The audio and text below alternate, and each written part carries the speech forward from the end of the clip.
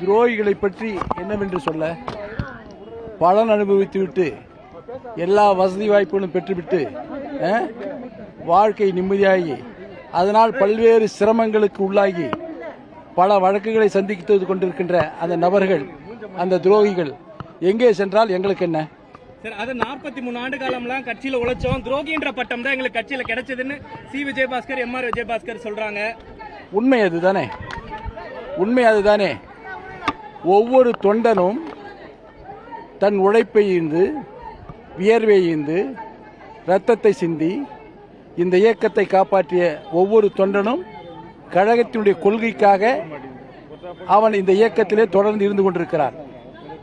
இதுபோன்ற நபர்கள் ஆட்சியிலே அதிகாரத்திலே பங்கு பெற்று எல்லா பலன்களையும் பெற்று இன்று ஆட்சி இல்லாத இந்த சோதனை கட்டத்தில் இந்த கட்சியை தாங்கி பிடிக்கக்கூடிய நிலையிலே இருக்க வேண்டியவர்கள் சுயதேவைகளை பூர்த்தி செய்வதற்காக செல்லுகின்றவர்களை துரோகி என்பதை விட வேறு ஏதாவது தமிழில் அகராதி இருக்கிறதா என்று சொன்னால் சொல்லுங்கள், அதையும் சொல்ல தயாராக இருக்கிறோம். துணை பொதுச் செயலாளர் எஸ்பி வேலுமணி நத்தம் விஸ்வநாதன் இன்னைக்கு கலந்துக்கல, என்ன காரணம் சார்?